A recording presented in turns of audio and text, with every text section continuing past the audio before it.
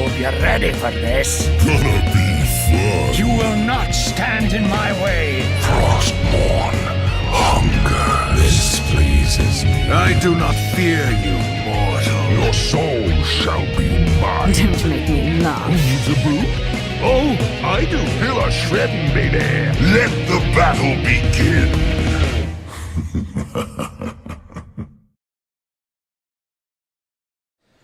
Hello and welcome to the 7th episode of Trollin HGC, a Heroes of the Storm podcast focused on esports, a member of the Trolls.gg podcast network.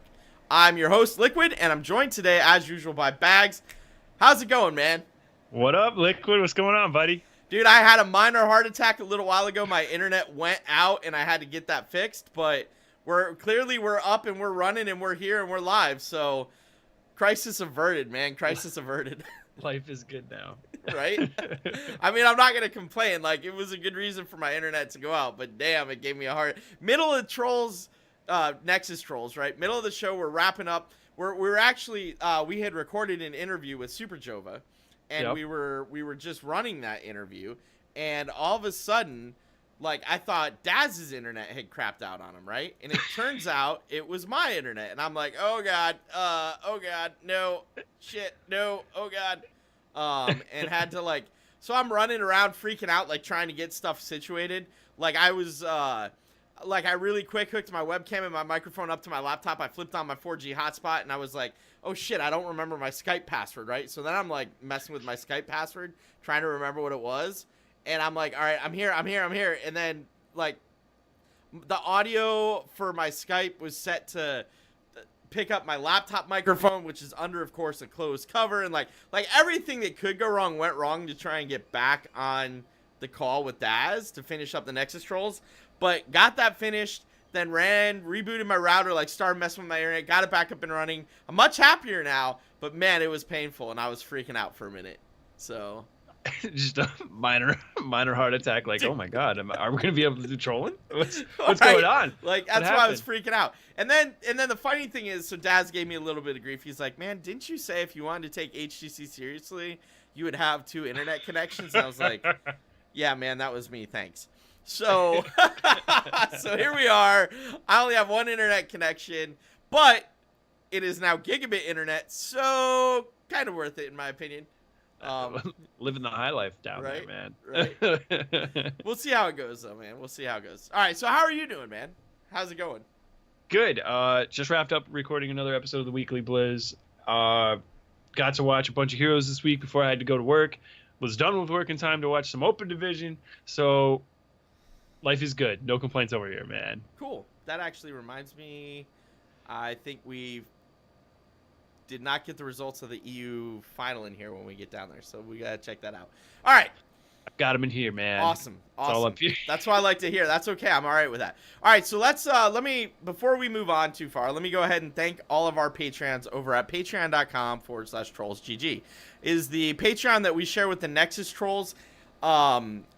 We are going to use the money that we currently have in the Patreon account to buy swag for BlizzCon.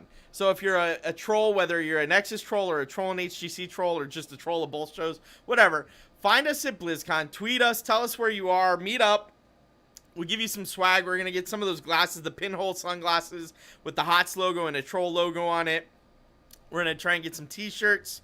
We're doing all that. We're going to bring it out. We're going to give it away to our fans and give it away to just, people in general, but our fans first.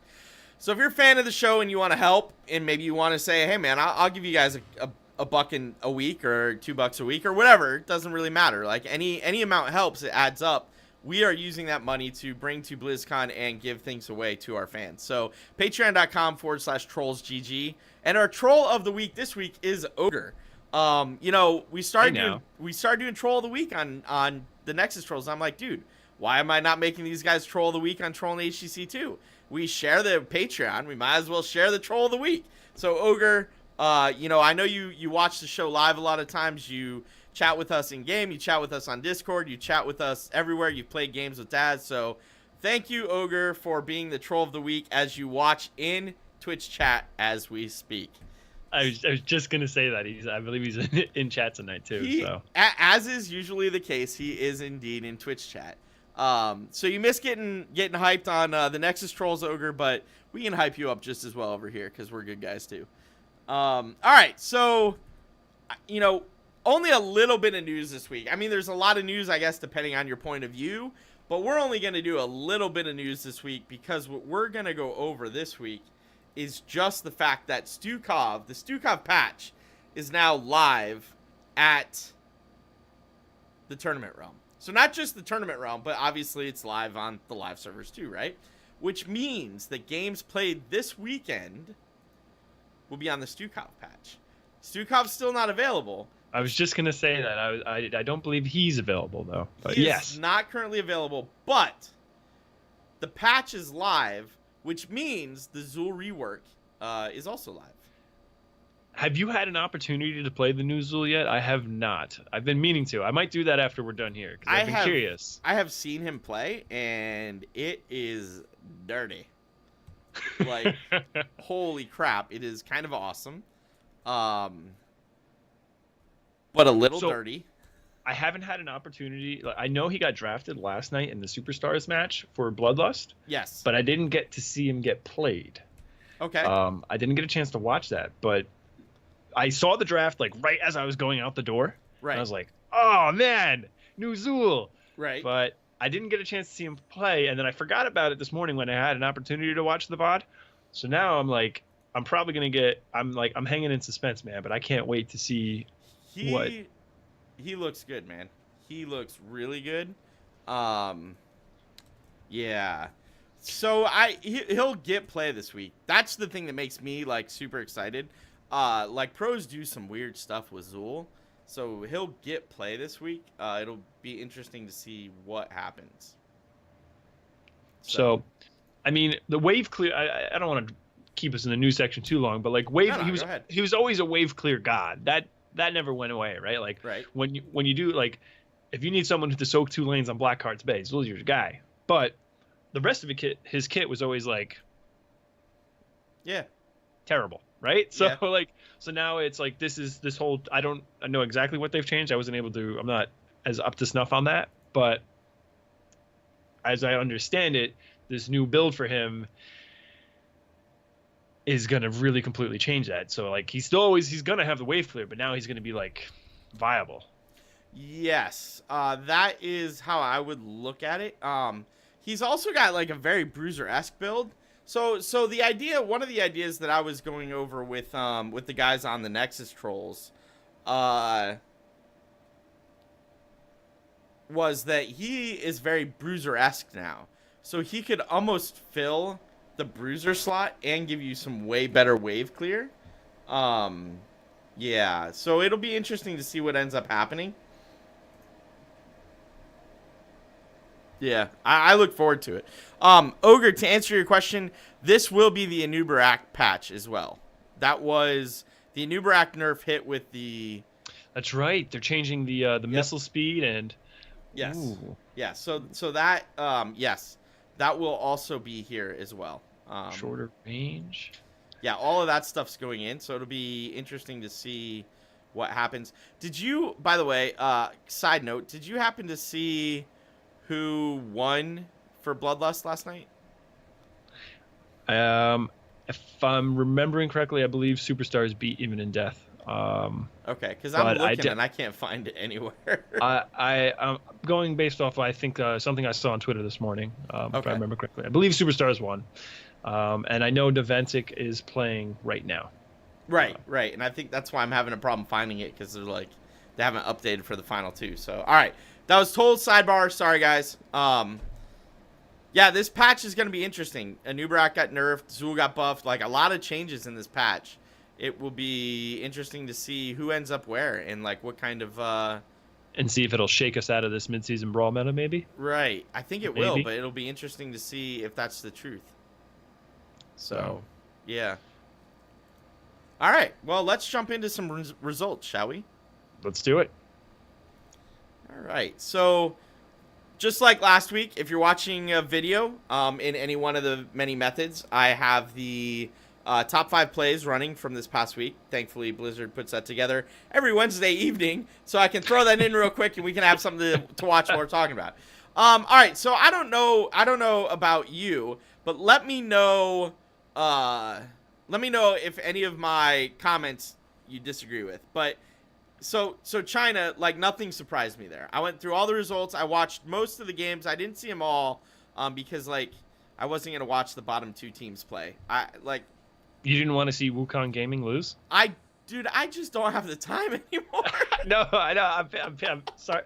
Slash Right? S, man. I'm being sarcastic. I know. No, I know you are, but like Bacon's in chat, and so I can see Bacon in chat, and Bacon and I talked at one point about how, like, one of the things that I think surprised Bacon was how crazy I am about HGC, and like I try to watch every game, right? Like 100% I try to watch every game, but man, I just can't watch every game anymore. I just don't have the time.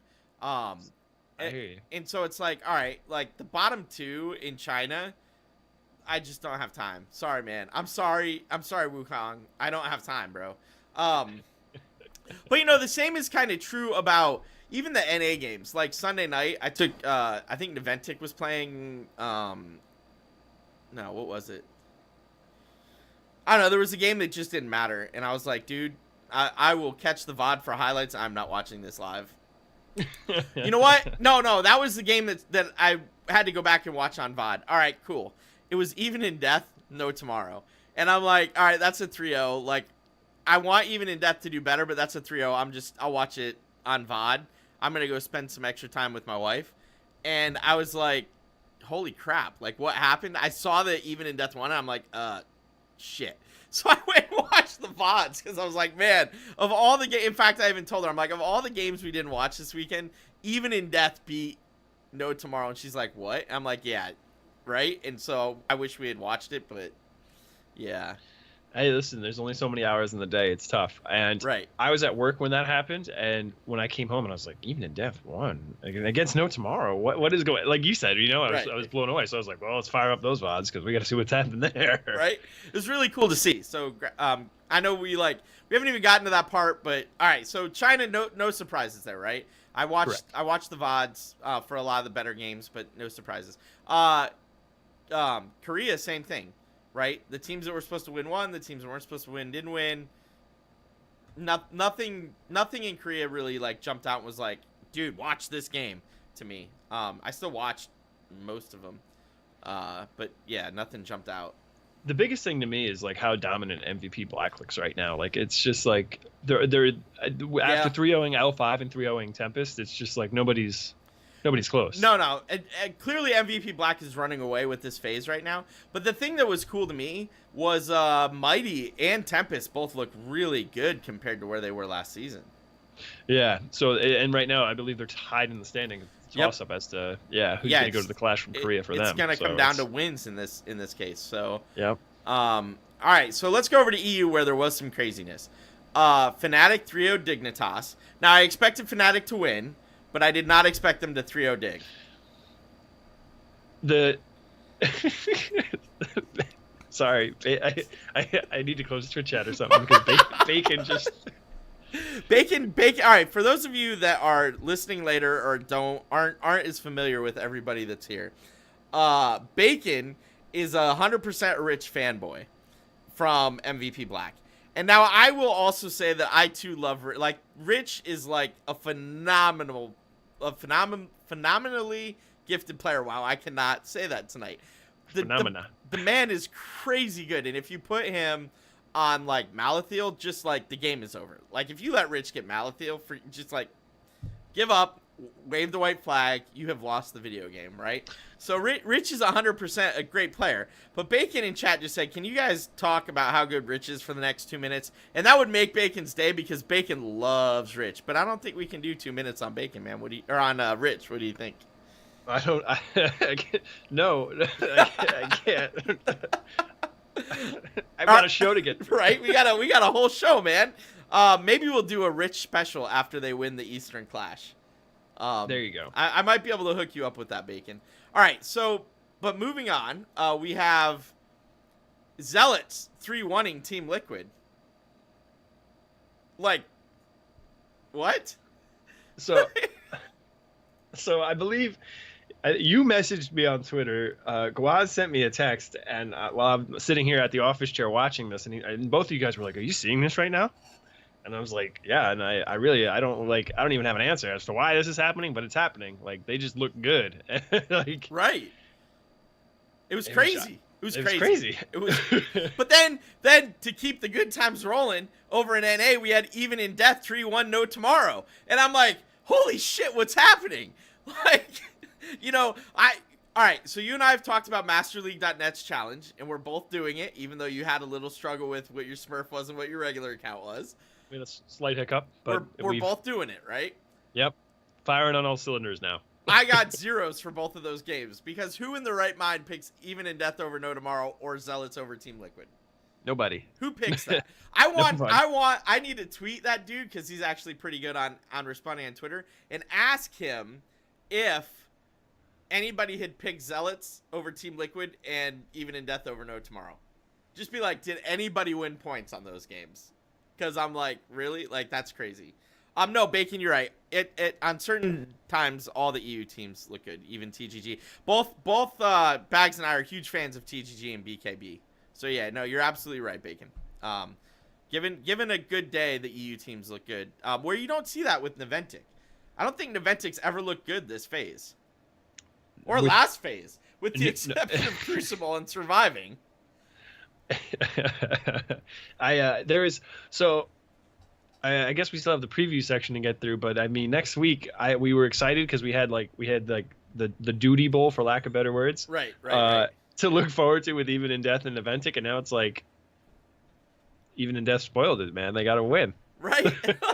Well, but that doesn't mean that Even in Death is going to take Naventic, right? Like any given day, any given thing, right? So you're not wrong. All right, so jumping over to NA, or continuing our NA, Roll20 had a super rough week, man. Tempo Storm and Freedom beating them. In their defense, those were two really good teams. They had a really rough schedule. Right. No, both of those teams were really good, and Roll20 was trying to do better, and they ended up really struggling this week with two hard losses. So that's gonna hurt going into next week and their ability to get into the Clash, or going into this weekend rather. They're in a pickle, man. I don't know what I have some thoughts about it, but we'll save them for later. Okay. All right. And then if you watch the Southeast Asia region, Deadly Kittens has qualified for the Eastern Clash. And then I think it's during the preview we'll go over Taiwan. So, all right. Those are our results. Current standings over in China. So this is what's interesting to me. China, Super Perfect Team, CE, and E-Star are your 1, 2, 3, right? But I question after they play Monday, Tuesday. I question what that's going to look like after Monday, Tuesday. I think there might be a little bit of movement there. So let's see here. But I think Super Perfect Team stays on top. I think CE and E-Star may trade places. Oh, if Super Perfect Team wins? Yes. Okay, I understand what you're saying. Yeah. All right. I was gonna say I think CE's too far behind Super Perfect Team in the points to overtake them if they win. But E-Star can pass CE. CE, right. If they lose to SPT. Blah, blah, blah. There's too many acronyms, man. Right. It's a struggle in China, man. It's a struggle in China. All right, so going over to Korea, MVP Black is number 1. Yep. That's undefeated. not gonna change. Like, I'm sorry, that's not gonna change, man. Like, they are where they are. Period. Right? Like, we're not gonna see a change happen there. L5 and Tempest are the number 2 and number 3, and then right behind Tempest is Mighty. That could change. They are tied, I believe. They are, yes, but like they're both sitting at 4 and 2. Yep. Head to head is that went in Tempest ahead favor. The lead. Yeah. Right. Yeah. Sorry, I was losing my train of thought there for a minute. So it's all good. It'll be interesting to see what ends up happening there. But yeah, it's gonna be close there. All right, over to EU, where I had the same typo I had on the Nexus Trolls, spelling Team Expert. So Fnatic number 1, they are actually locked right now. So, you know, whatever happens this weekend happens, but Fnatic's definitely going. Team Expert and Tricked are the number 2 and number 3 positions right now. That could change.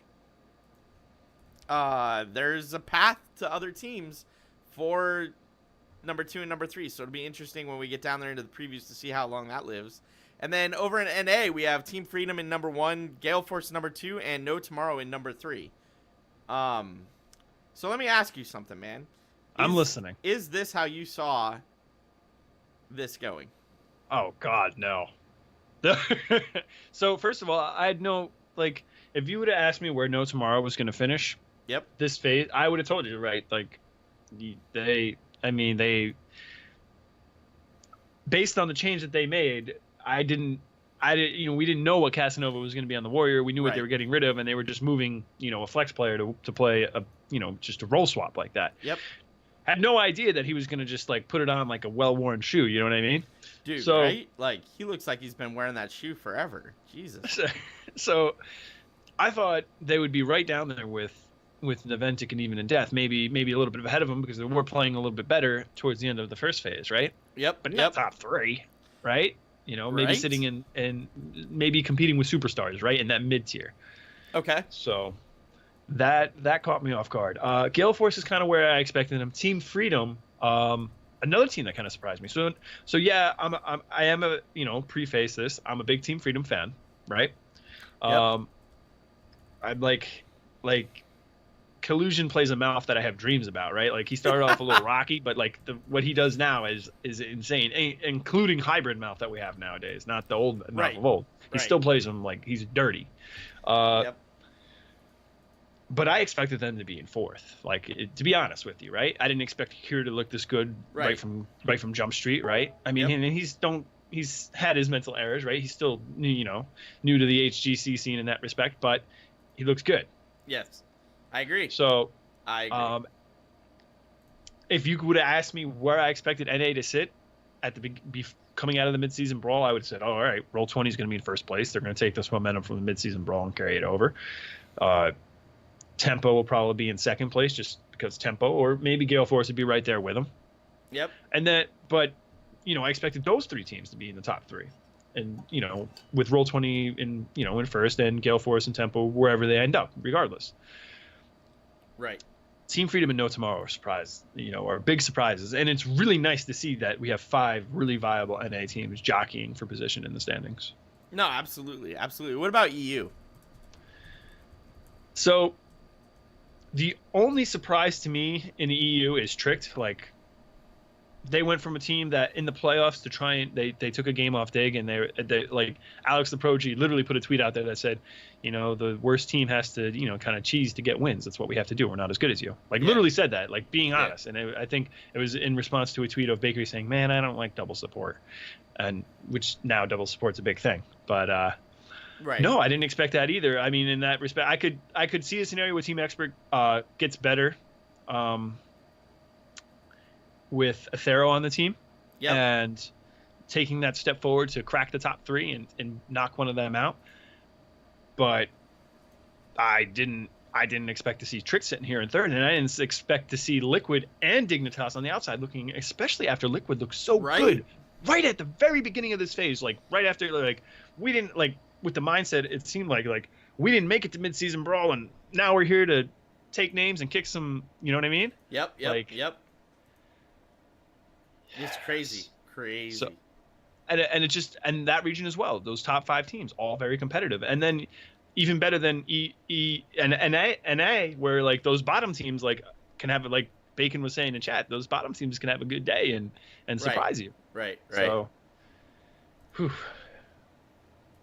I mean, that's where I didn't expect. That's what I didn't expect. That's what I did expect. So I'm surprised. Both regions really caught me by surprise, which is a good thing. It makes for great entertainment.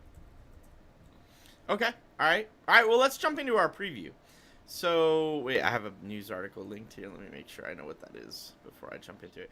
All right. So there were lots of in the show notes. We've linked to a article kind of going over previewing the games for this weekend and kind of giving Blizzard's take on it. They picked out 1, 2, 3, 4. They previewed 5 games. No Tomorrow Noventic.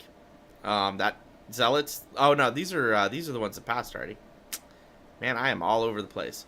L5 Mighty though, that's a game that we definitely wanted to see, right? So the first 2 are just games that were like, okay, go check these out. These were kind of odd. But then L5 Mighty, Dignitas Tricked, and Freedom Tempo Storm. Okay, so yeah, those are games that we're calling out. So let's jump through ours. But that's there. It's linked in the show notes if you want to check that out.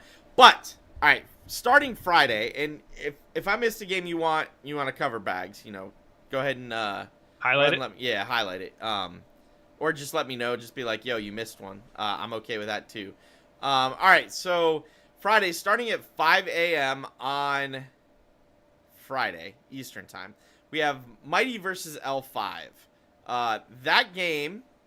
So, and then the 7 a.m. game is Tempest RRR. Tempest wins against RRR. 100%. Like, Tempest wins. Yeah, no doubt. So that's a throwaway game. We'll Right. call that a throwaway game. Right. Sometimes So- you have some filler games. It just happens the way the standings work out and But competitiveness of the teams. depending on how that goes, and depending on how Mighty does against L5, that could change the complexion of the top 3 in Korea. So That is a good point. So Mighty L5 is the game to watch, because if L5 beats Mighty, Tempest is going to be RRR, Mighty's out. Mighty has to beat L5 to have a chance. So that's why that's my game to watch Friday morning. 5 a.m. Friday morning is rough. I get it. I totally understand. But Friday 5 a.m. is where it's at, Korea time. Then we got, going over to noon, hitting the EU, noon Eastern. We have Tricked Esports Team Dignitas. Dig's got to win, or Dig isn't got a chance. So, and Trick's looking solid. They're lucky to be here because they needed Zealots to beat LiQuiud the other day. Luckily that happened, because if it didn't, they'd be see you later. Right. Yep. And then following that game, we have Team LiQuiud versus Team Expert. So both games important for both teams at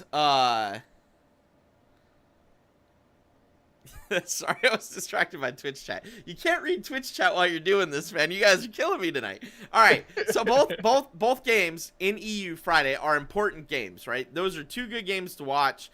Tricked Esports Team Dignitas should actually be a great game to watch. And Team LiQuiud versus Team Expert can go one of 2 ways. LiQuiud has looked really, really shaky lately, but if they can pull it together, it could look awesome. Like, that could be a great game to watch. So check both of those out. Then at 5 Eastern, over in NA, we have No Tomorrow Roll 20. Roll 20's got to win. No Tomorrow wants to win and secure their number 3 place. Like, Friday, NA and EU are like, actually, even the Korean games, like, those are the games to, like, set the stage for the clash, right?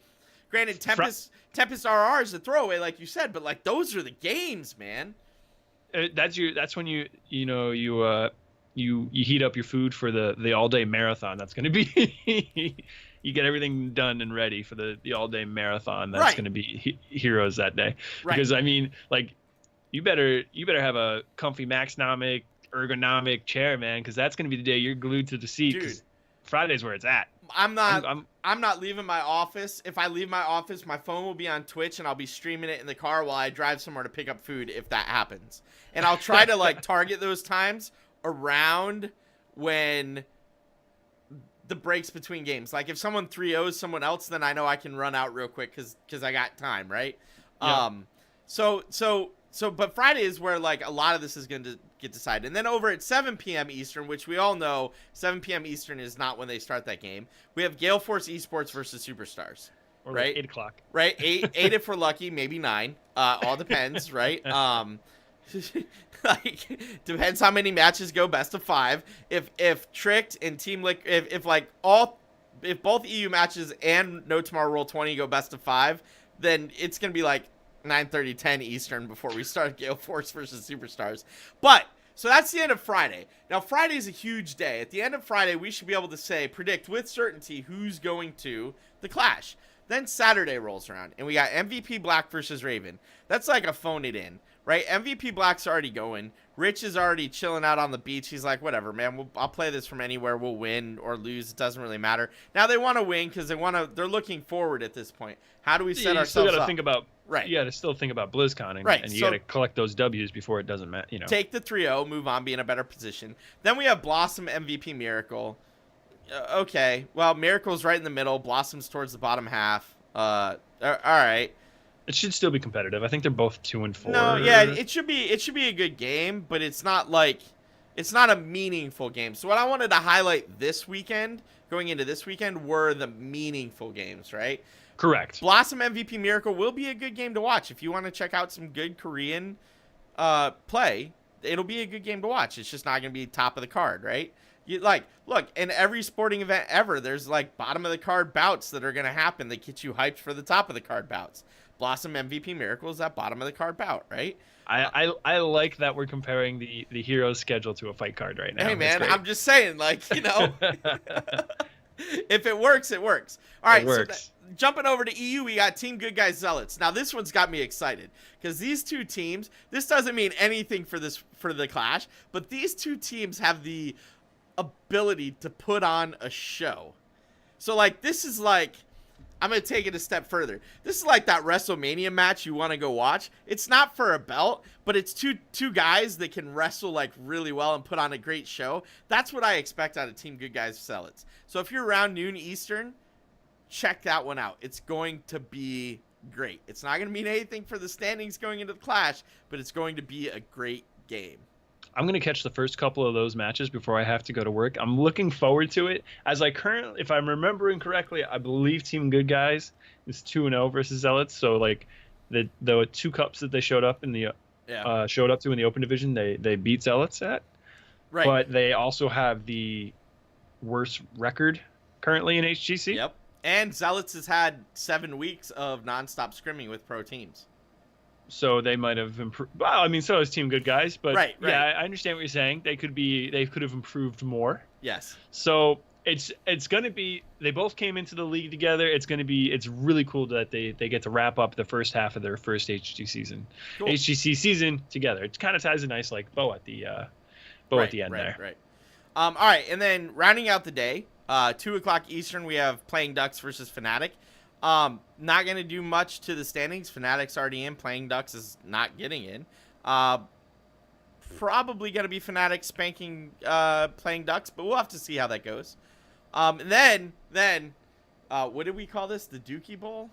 Is that what it was? I don't even remember, man. It's a little unprofessional. I called it the Duty Bowl. There we go. All right, we have Niventic even in death. Now, I would have pegged that both teams were going into this 0-6, right? 100%. Yeah. But then even in death was like, nah, man, hold my beer. Let me show you how this is done. And beats No Tomorrow last week. It was No Tomorrow, right? I'm not mixing it up. Yeah. Correct, all right. correct. Good. So that'll be an interesting game to watch, but it has no bearing on the Clash standings at all. Still gonna be interesting to see maybe even in death they'll go full on cheese. Maybe Niventic will go full on cheese. They've been known to do those kinds of things. Who knows what we're going to see out of those matches, but it should be interesting at least. So if you have the time and you're around, check it out, right? For what it's worth, it's 2 very aggressive teams, so yes. It'll be action-packed. Yeah, there won't be any, no, I'm going to hang back and wait until late game. Those 2 teams will go at it and look to, kill the other team, right? So it'll definitely be a game to watch, in my opinion. It's not going to do anything for the standings. And then, the piece de resistance. Merci. I don't speak French. I don't either, but at 7 p.m. It sounded good though, didn't it? At 7 p.m. Eastern, we have Team Freedom versus Tempo Storm. Now, this may not mean anything, or it may mean everything. There's really no telling right now.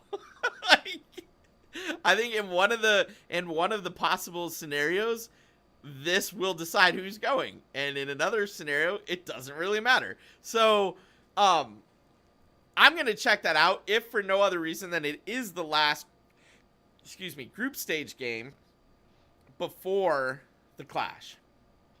So I'll be checking it out.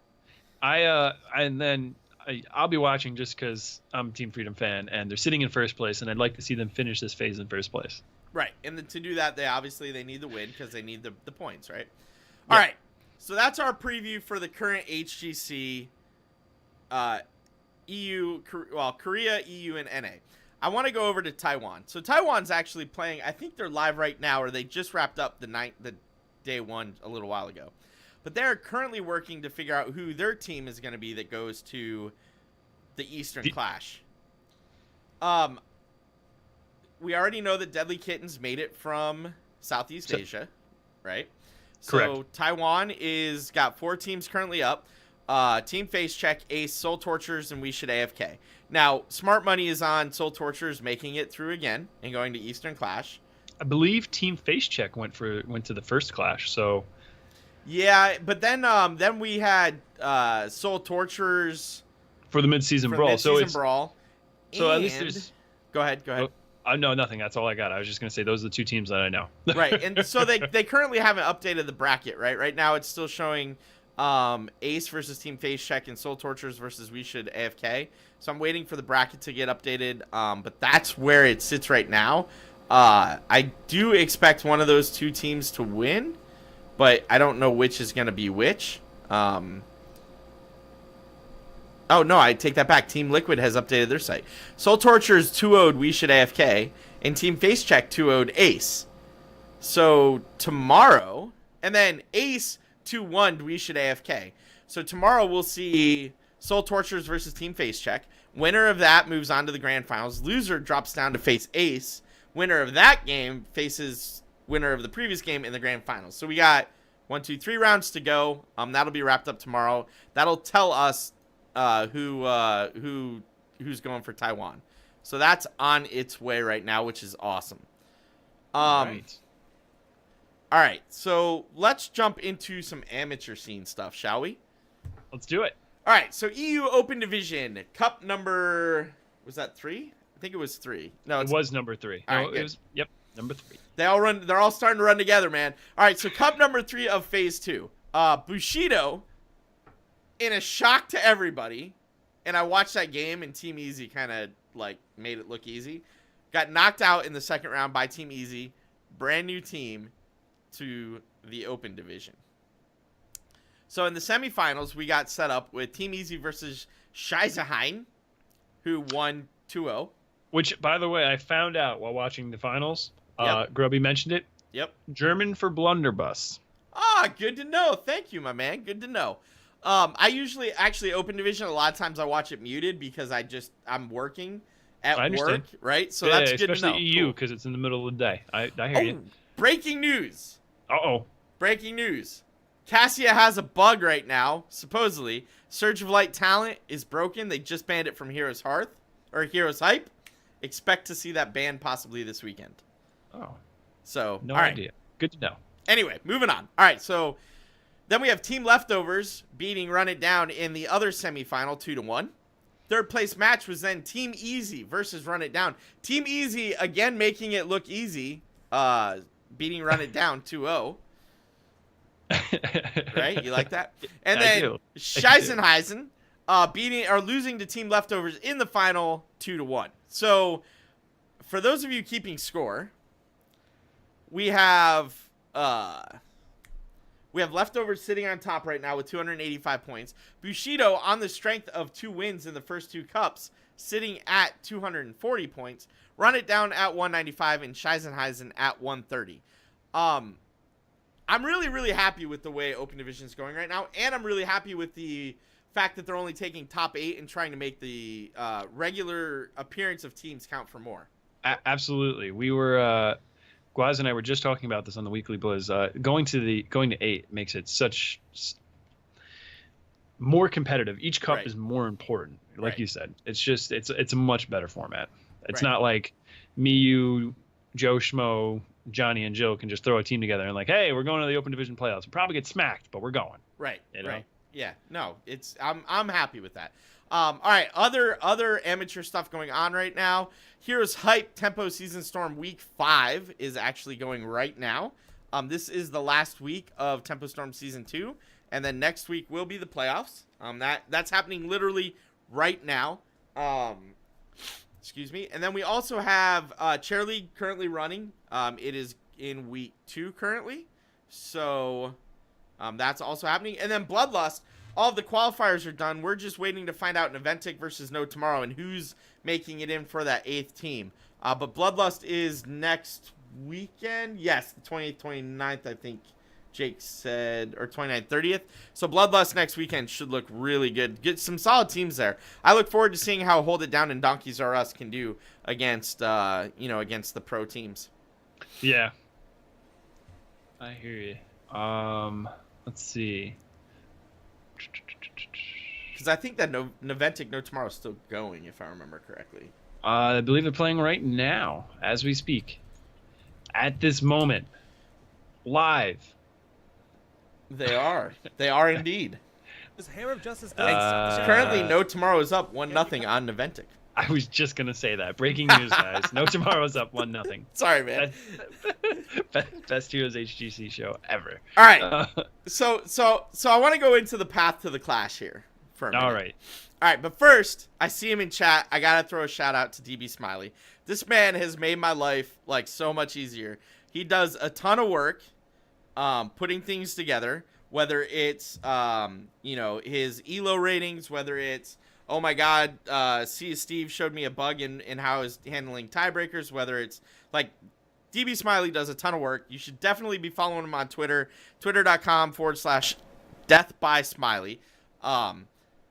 He posts an article to GFE's website every Thursday, which I always check out. It drives me nuts that China's Monday, Tuesday, because it pushes his article to Thursday, because I'd love to be like referring to his article right here and now while we're doing the show. But it's cool. I get it, because it's important to him to have a good product, and part of that is making sure all of the scenarios are in, which means you got to wait for Monday, Tuesday to be done. So thank you, DB Smiley, for all that work, because we use that all the time when we go over, what could happen, who's going where, how things could work out.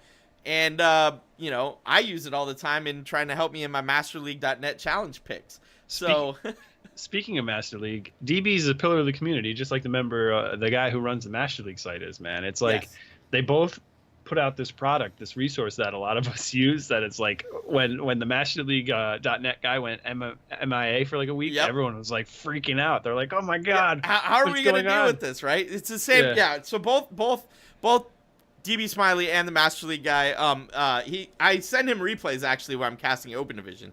Thank you. Like, you guys provide a tremendous service to the community. Shows like especially our show, where we're like so focused on HGC content, it would be a struggle to put a lot of this together without you guys, without some of the Reddit posters that actually also put stuff like this together. So thank you guys. You make our lives easier, because quite honestly, I don't have time to figure it all out. Even though DB Smiley did just tweet out the link to his GitHub. So I cloned it in the idea that I was going to play with it myself, and I just have not had the time to even look at it. But thanks, man. I really do. I appreciate it. Thank you. But let's jump into paths to the Clash. So Korea. All right. All right. So MVP Black is in 100%. We know that,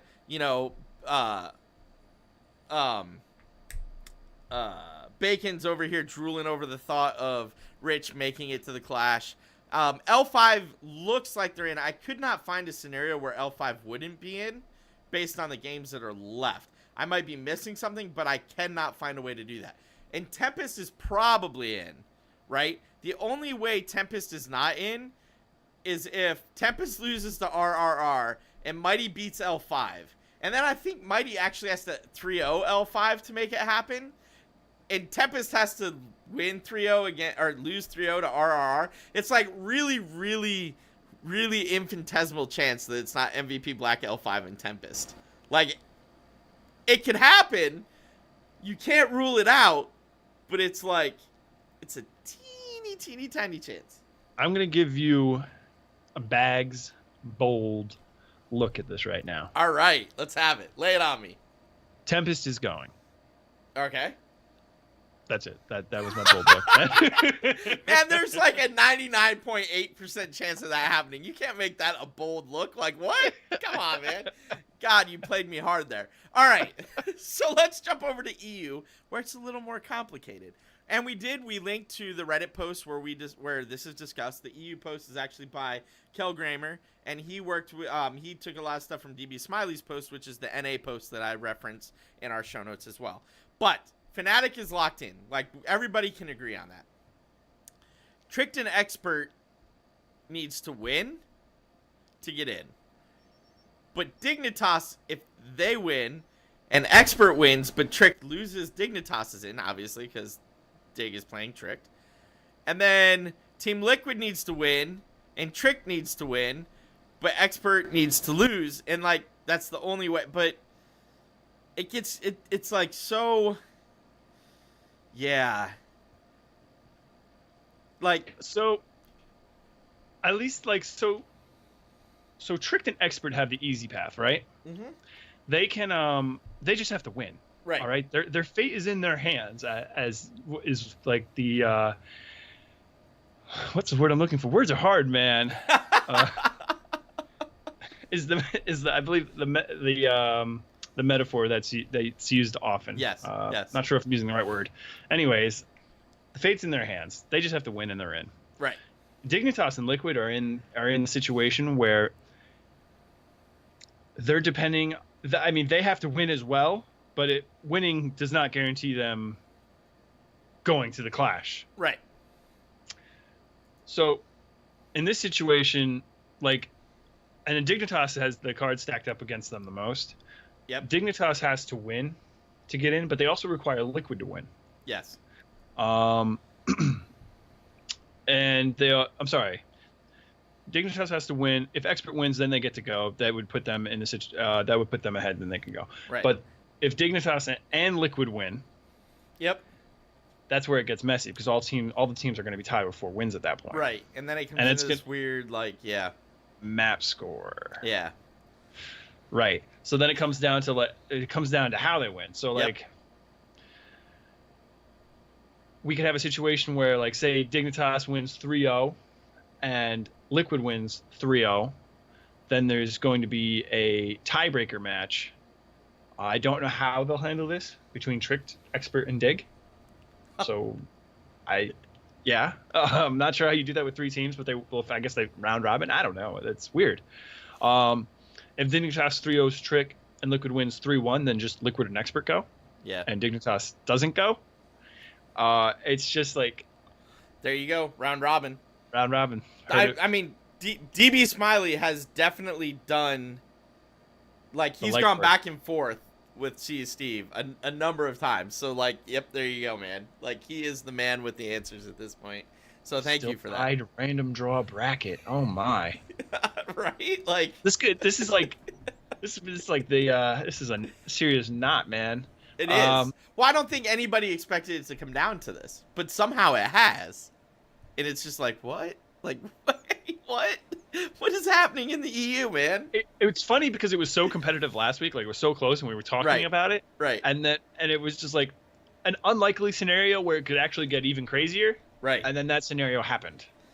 Right? And it's just like, how do we deal with this?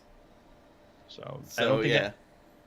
So that's where we're at. Like, it's just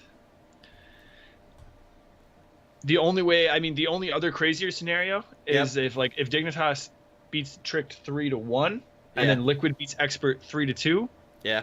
Then we have a tiebreaker match between Team LiQuiud and Tricked, and it's just.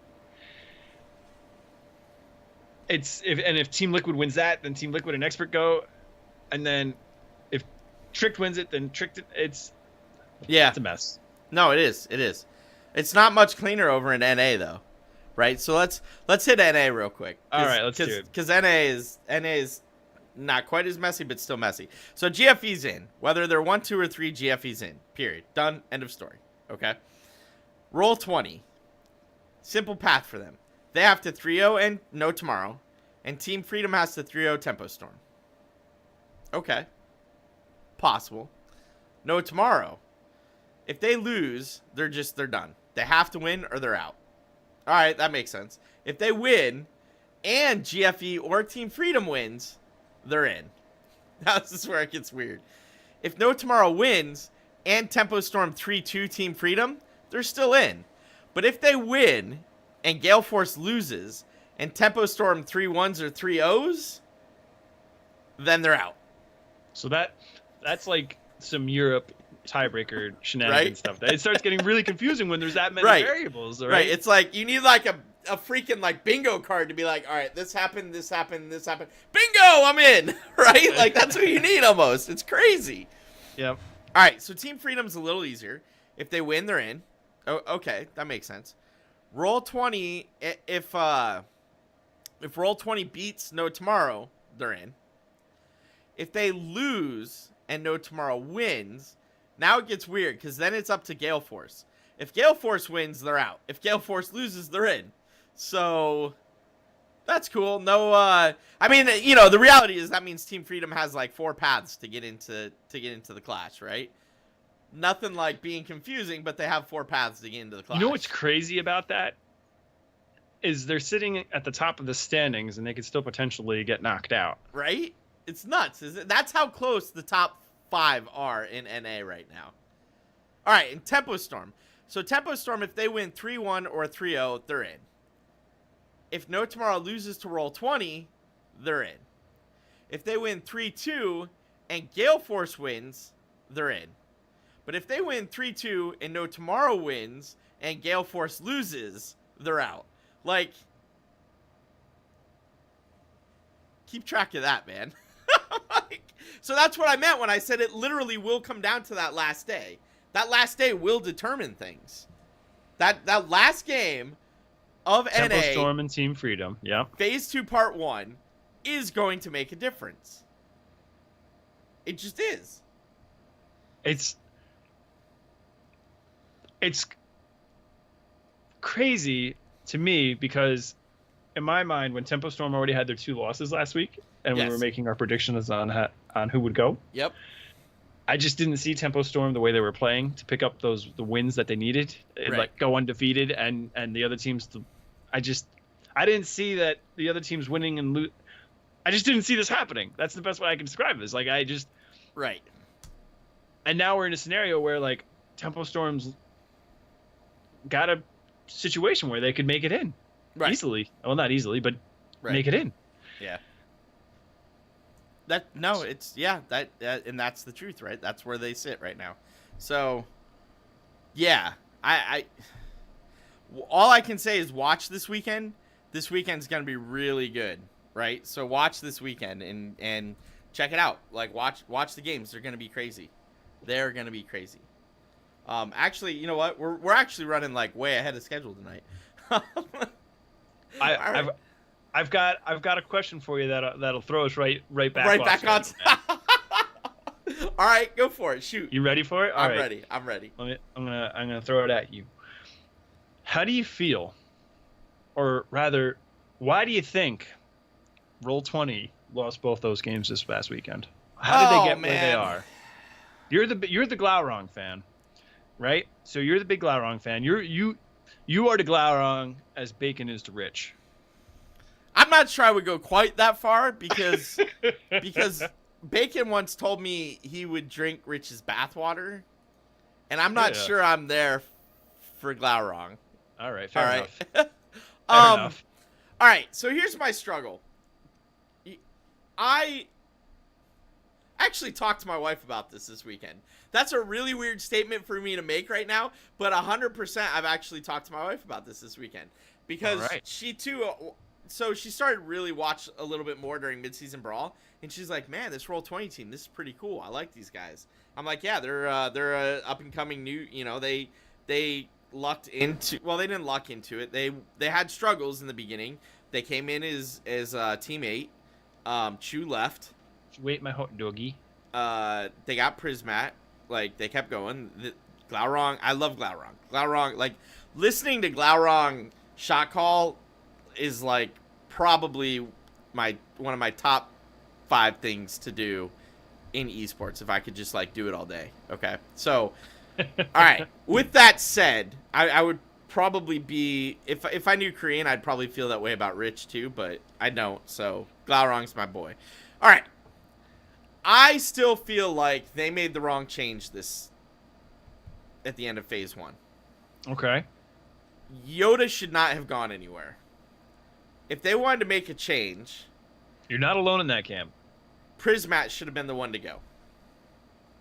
And I feel like they're still struggling now. So I get at the time when you hit the mid-season brawl, like when you hit that mid-season brawl, you're already, like, you're firing on all cylinders, right? And so, but you've already decided who the change is going to be. You've already said Yoda's the one that we're going to trade for Goku. That's already done and dusted, right? Because you had to get your changes in before mid-season brawl really kicked off into full gear. Like, you just had to. You didn't have to make it, but you had to announce it. I feel like Goku is a good addition to the team, but losing Yoda and keeping Prismat was the wrong way to do it. And I feel bad saying that because, like, I don't have anything against Prismat at all. Like, I have nothing against Prismat, right? But I just, like, that was the wrong... It was the wrong way to, like, it was the wrong person to swap. It was the wrong person to swap. All right. So you feel like... So I guess my question is, so you would have left Yoda on the team. He'd played the side soaker, right? He continued to be Dahaka. He'd continue to play the Leoric. He would be their Li Ming. Yes. Because he's a beast Li Ming. So that's not a side soak role, but he was their best Li Ming player. Yep. And then you would replace Prismat with Goku. I'm not. So that's where I'm stuck, right? My biggest problem is I don't know that Goku's the one I would have picked up. Okay. That's what I should really say. Okay. I would have replaced Prismat. I don't know who I would have done that with. But I would have looked to have replaced Prismat.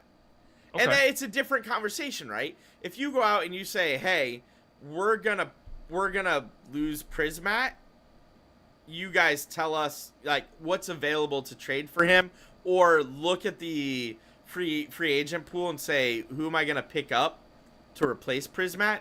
Like, that's a different conversation than we're gonna trade Yoda for Goku. You know what I mean? I understand. Well, the beautiful thing, and I don't want to get away from this yet. The beautiful thing is going into the end of this season is they're going to have a drop period, so you know what's out there and what's available, and then they're going to have an acquire period, which I like. Right? I feel like that's the way to do it, because that allows you to say these are the people that are now free agents because they've been dropped from their teams, and then you can look at all the free agents and try to decide who you're going to pick up. And in theory, that will keep things like what happened to Beast Step from happening again. Correct. So, yes. All right. That's what I'd like to see. Now, I'm of the opposite opinion on this. Okay. All right. I went at length discussing this with Guaz. It might not be the popular opinion, and I might be completely wrong. I mean, right. I'm not on Roll20. I don't know. Okay. My theory is that the team just needs to define their roles more so. Yeah. I guess, if that makes sense. Yep. So like there was a point when they were playing Team Freedom. Yep. And they actually won this map. It was the Dragonshire, where it was game 2. Glau was on Dahaka. Yes. And Goku was playing the Malthael. Right. Which is fine, but I mean, as far as I'm concerned, Goku's probably the best Dahaka in North America. Right. So why is well, so you know where else we saw similar issues with that? And I still think this is crazy. Where was it? I just want to make sure I get this right before I say. But I feel like why can't I find this? All right, yeah, Superstars. Okay. Shrey is the warrior made that team click. Right. Why that was changed, I don't understand. But then even in addition to that, on Tempo Storm we see Fury playing not the main tank, but the sides when it's Dahaka. Oh man, who is it? Who were they playing when they did that? I'm like going totally blank. There was a match where Cattle was on the Anubarak and yes, and he was on the Chen. That's what it was. Yes. Wait, like what? They're changing things up there over in Tempo, though. I believe so. It's they're in a transition period for what that's worth. But like I feel like on Roll20 specifically, though, it's just they have an identity. I don't want to say an identity crisis. They're just the roles on that team aren't necessarily so defined yet. They're still kind of a new team, and while some teams seem to have meshed quicker, like look at No Tomorrow, right? Like coming out of just Casanova's playing tank now. We made some changes and it just clicked, Right. But on Roll20, that didn't happen. It's not. I think it's a combination of two things. One of it being the roles that aren't so defined, and then the second thing that they're struggling with, I think, is and this is like kind of like a tinfoil hat theory. Is I think that their Glau has come to lean on Medivh as a crutch hero. Okay. If that makes sense. Yeah, no, I can see that. Okay. Yeah. And so I don't know if he's gotten rustier with other heroes or he's put so much. I don't know exactly how it's all happened, but when he's on Medivh, they win, right? Yeah. Whether it's the Medivh Diablo combo or Medivh Stitches combo now that Justin is rolling out there. Yep. They win with that comp. But when you take that comp away from them, they don't. At that point, right? They struggle. When it's almost like it's not cheese, right? Because it's something that they can bring out and win, but it's almost like the team has become a one-trick team. Like they're one-dimensional, right? So they can compete and they can probably beat the lesser teams, just playing them with a variety of different drafts. But when they are forced to play the better teams, right? It's like they can't keep up. That's my theory, and I think that it's a combination of the team's roles aren't so defined, so that they're forced to play that, right? Right. And that if Glau played all the range, he's played Vala, he's played Li Ming, but if he didn't play Dahaka, like it was just Goku was the Dahaka, right? And then Prismat played Genji, and then it's just, but they're all kind of like all over the place, almost like they're stepping on each other's toes. They are a little bit, and I feel like they didn't have the same struggles when Yoda was on the team. You're not wrong. And that's why I feel like if they had swapped Prismat instead, they'd be in a better position, right? Yeah. I don't know, but I also see what you're saying, right? It feels very much like they haven't decided who goes where. So, yeah, no, I totally get it. I get it, right? Yeah.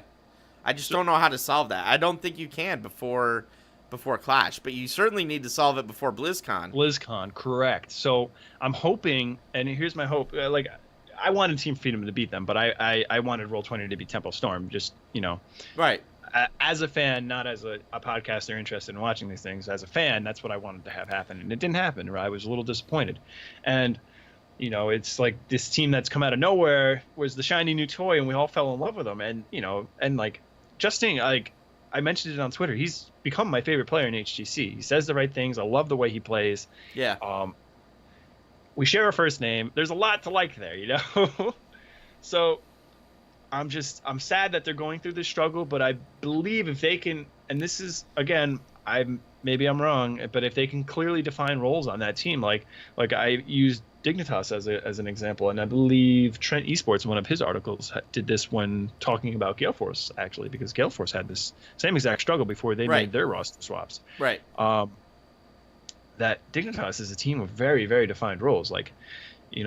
Who's gonna play Abathur on Dignitas? It's gonna be Snitch, and it's gonna be Snitch every time. You know what I mean? Yep. Who's gonna play Mages on Dig? It's gonna be Mene. He's gonna play KT. He's gonna play Chrome. You know what I mean? He's gonna play Li Ming. That is his role.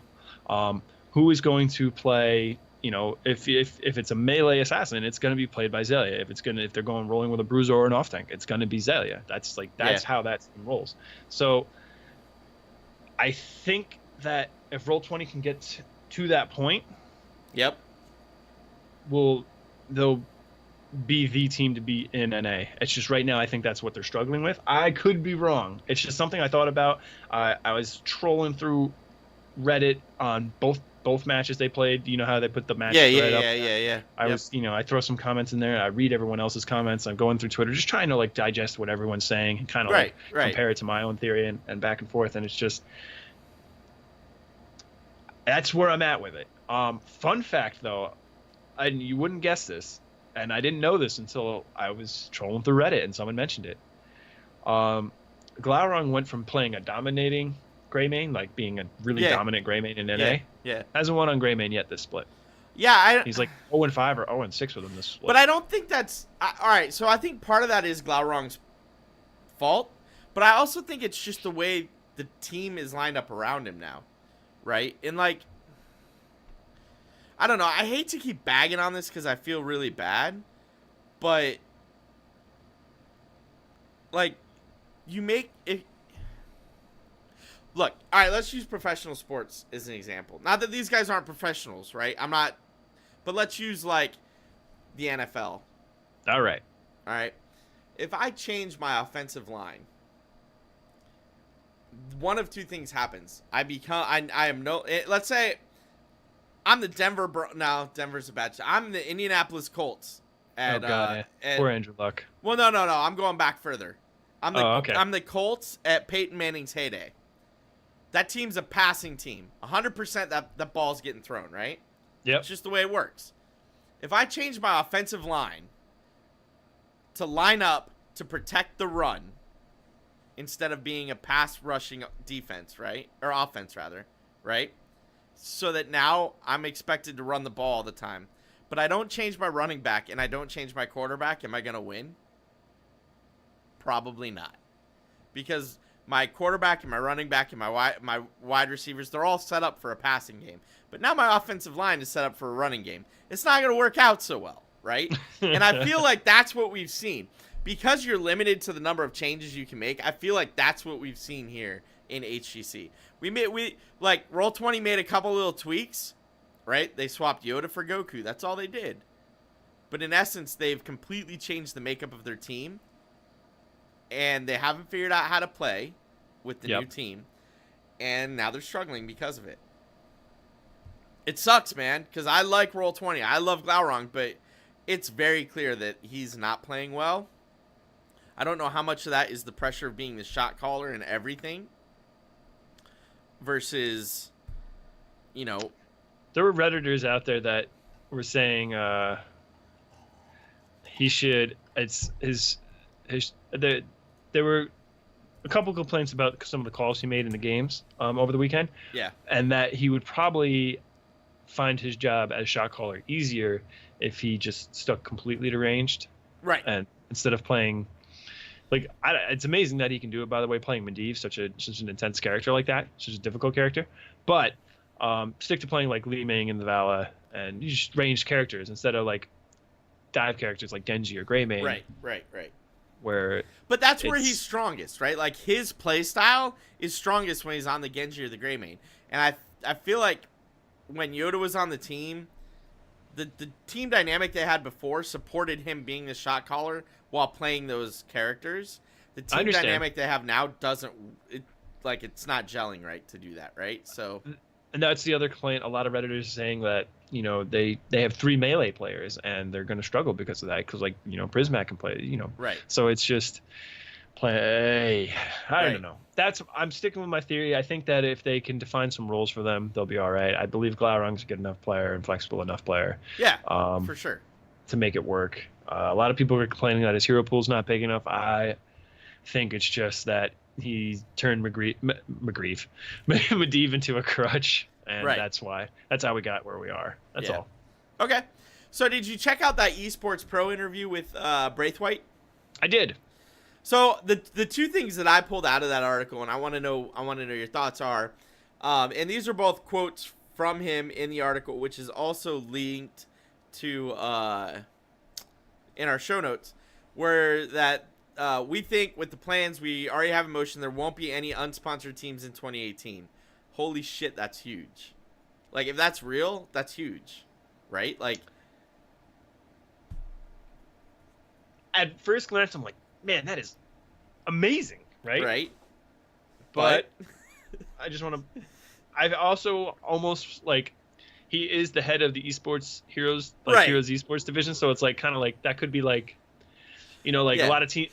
We'll use the NFL again. A lot Right. of teams in like training camp when they're like pumping up their players. They're like, oh yeah, Allen Robinson, he's gonna have 1,500 receiving yards and 15 touchdowns this year. He's looking great. He's in the best shape of his life this year. You know what I mean? Going into Right. the season, and then he just plays like he did last year.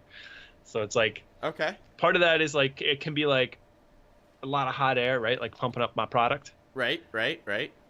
And then part of it is like, I mean, I'm sure that there's a lot of truth in it too, though. Like he probably truly does feel that there are going to be either no unsponsored teams or there are going to be hardly any. You know what I mean? Right. Whereas we were in a situation in the very first half of this HGC season where NA only had half their team sponsored. I think half. Yes, half. Yeah. So we might be in a scenario next year where it's 6 of 8 or 7 of 8 of NA teams sponsored. All of the EU teams were sponsored for the first half after Playing Ducks were picked up. Now they're at 6 of 8 because nobody's picked up Zealots or Team Good Guys yet. But I'm sure they'll get there. Yeah. But it's good news, right?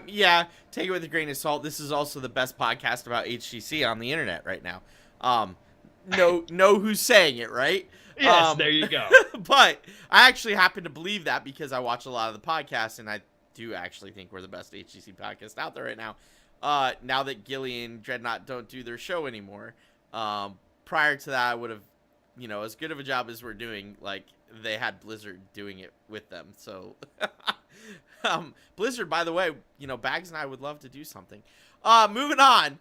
The other comment that he made, with regards to complaints from top Korean teams, Braithwaite said that these concerns are being heard loud and clear, but that the HGC has only been running for 6 months. Let's see where we're at from a year from now, 2 years from now. You know what? I actually agree. I get this, and I struggle with this. So, Korean teams are like, you know what? You're not paying the top 2 teams what you used to pay. We're not going to put the effort in, or the resources or the money. So I get, I see both sides of this, but at the same time I'm like, that's cool. Then you know what, L5, go pound sand, and we'll get a couple more Ravens in, right? And the next thing you know, Korea might not be quite as powerful as it used to be, but we'll still get good games out of them. You know what I mean? Mighty Tempest is still a good matchup to watch. I'll take 2 more Mighties in Tempest and kick out Black in L5. You're not wrong. There were the comments I saw about this, and I'm not familiar with Korean culture, but as I understand it, we come from a setup where hey, we can do this for a living. I mean, maybe we won't be the best and we won't win loads of money, but we can, we're going to take home 40 grand a year, and, right. We can have an apartment and pay our bills and play the game that we love competitively as a real job. Right. And so we see that safety net as that's a great thing. Yeah, sure, we're going to try to be the best, but if we're not, at least we're not wasting, precious time of our life, you know? The Koreans see it the other way. It's if you're not, it's they're like Ricky Bobby, man. You're the first or last. Second place is first loser, right? Exactly. So that's the way they see it. That is the competitive nature of the Korean culture, as I understand it, as I was reading. Right. So they don't care about all that other stuff. It's they need to win it, and if they win, they want it to be worth their time. They want to win oodles and oodles of money. So that's the difference. But I'm sure you got teams like RRR, Blossom, and Raven are not complaining about the fact that they're getting paid, even though they would have been out of the money under the old format. You know what I mean? Old format, those guys are working for whatever they can get out of their sponsors. Now at least they're getting money, which is why I think HGC is a good thing, as a whole. And honestly, okay, L5 and MVP Black, you guys can leave. I get it, they're the best teams, especially with Rich back on Black, but I would be just as happy watching another Tempest and another Mighty duke it out. That wouldn't bother me. And those two teams would be just as happy, if not happier, than how Black and L5 are approaching it, right? Because they're hungry, where L5's like, psh, we have esports teams in every game. Like, we don't care. If you guys aren't going to pay us what we think we should be paid, we'll move on. Well, cool. Don't let the door hit you. We're trying to build this into a, structured league that's going to run every year for the next 10 years. And, like, you can't do that saying, you know what, we're going to give away League of Legends money this year. Like, all right, well, you just blew your next 10 years budget on year one. Like, good luck, right? So. Well, I mean, it's. I just want to see Noblesse pound sand, I guess. Yeah, I mean, right? You put the image in my head. I want to see it. Now that he's playing King of Fury or whatever. Right. On, on the handheld. Yeah, on the handheld. Stupid. I promise I wouldn't pick fun. But no, it's okay, dude. It's okay. Like, that's such a load of, like, I don't get it. Like, I mean, to be fair, L5. For whatever reason, they're not the best team in Korea last year. Is after they lost Ballistics, they lost their sponsor. They're not right. But I mean, come on, man, go to the other team. Go to MVP right. Miracle or Black or something. Then I don't know. Right. Yeah. No, it's crazy. It's crazy. Don't go play in, I don't know, Samsung Galaxy hot game in China. Hot game in China. All right. Do you have anything you want to bring up before we close the show? You were right though. Your things brought us right back on track. I knew. So kudos. Notebook. There it is, man. Right there it is. That's all that matters. Like that's why we do what we do. You gotta take a minute, and just go with it. So. Hold on. Yeah, Ogre. The Nexus Trolls used to have an ACD-ish sound, but it kept getting flagged by Twitch. So now they have still a similar ACDC song sound for the exit, but it's sung by just a guy Daz found on one of the like pay per job sites type thing. So all right, let's but yeah, we can go ahead and we can close this out tonight. Thank you all for listening to Trollin HGC, a weekly podcast about Here's the Storm Esports, a member of the Trolls.gg podcast network. We stream live on our Twitch channel, twitch.tv/TrollsGG, every week on Wednesday following the Nexus Trolls, starting at 9:30 p.m. Eastern, 6:30 p.m. Pacific. Bahgz, where can people find you? People can follow me on Twitter at powerup_Bahgz. It's on the overlay here. If you're watching live, you can watch me stream on twitch.tv/Bahgz. I'm working on a stream schedule for August. I have my work schedule all set for August, and I know which days I'll be doing Trollin HGC. So now I'm kind of trying to figure out where I can fill the gaps with a cool stream schedule. So keep an eye out for that. I'll probably tweet something out at some point, and we'll go from there. I'll try and make that a thing. You can also watch me on... You can also listen to me on the other show I do called The Weekly Blizz, where we cover all of Blizzard's esports. You'll find that on iTunes. Just type in The Weekly Blizz. That's a good show, too. I cannot recommend that enough. You and Guaz do a good job. I enjoy it. I listen to it as much as I can. I'm usually like a week and a half behind. So, yeah. It's okay. Sometimes we're a week and a half behind with posting it. So well, then it works out okay, right? I can be found on Twitter at LiQuidGG, LiQiuDGG. That really is the best place to follow me. I tweet esports news. I tweet when I'm going live, whether it is, casting, whether it is streaming, whether it is podcasting, all that stuff. I always tweet when I'm going live. I also recently started, like yesterday, being the manager of the New Guys, which is a team that does Open Division and does Heroes Hype. So you'll probably see some New Guys tweets coming out for me as well. Good set of guys. I cast a lot of their games before this, and they were looking for a manager, so I was like, yeah, man. I mean, I love esports, and anybody that's been watching or listening to the show knows, like, that's my thing. I'm trying to get involved in as many ways as possible, and that is one of the ways that I'm choosing to use. So, all right. Thank you. Go ahead. I meant to pull that in somehow earlier in the show, and I didn't. All right. And I'm gonna let it go at that. But next week I'm gonna prod you with some questions about that. All right. Next week will be good because I've only done it for a day, so not even a day. Like I officially started like 4 hours before the show. So yeah, next week will be good, man. Yeah. Pepper me with. We won't have a whole lot to talk about next week because there's nothing to preview. It's a bye week. And we'll just have some results to go over and kind of preview who's going to the Clash. But yeah, we'll see how it's what we can do with that. I'm sure you'll have questions. So, all right. Thank you to all of our Patreon supporters. If you like the show and you're looking for a way to support us, you can do so at patreon.com/TrollsGG. All of the money we get from that Patreon is going into right now into our BlizzCon fund, so that we can buy more little trinkets, the sunglasses, the t-shirts, and give them away to all the people, all of our fans at BlizzCon. So if you want to support the show in any way, even if it's only $1 a week, it does support both us and the Nexus Trolls. Check us out over at patreon.com/TrollsGG. You can subscribe to our show on iTunes, Google Play, Stitcher, or wherever you happen to find your podcasts online. You can even find us on SoundCloud, but usually only the last 2 episodes. But yep, we're out there too. Visit our website at www.trolls.gg to watch this and past shows, along with past video streams, which can also be found on our YouTube channel.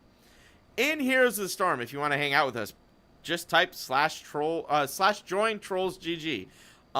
Ogre's been chatting in Twitch chat. He's there. Bahgz is there. Daz is there. Like all the Trolls guys hang out there. Hit us up. You want to get a game? Just be like, yo, LiQuiuD, can we play a game? If I have time and I'm available, I'll be like, yeah, let's do it.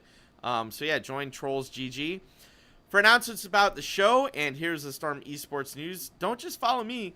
Follow the Trollin HGC account at Trollin HGC. If I don't tweet it, I definitely retweet it from that account. So check that out. Finally, if you need to get in touch with us, hit us up on Twitter at Trollin HGC. I really do try to respond as quickly as I can.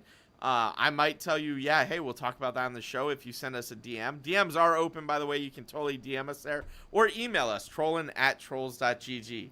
Thank you to everyone that's watched. Like, seriously, I love casting the show, and having you guys in chatting with us live is, like, so awesome. If you watch it online or if you listen to it on any one of the podcast platforms, thank you so much. Have a great night. Wait. Oh, peace out.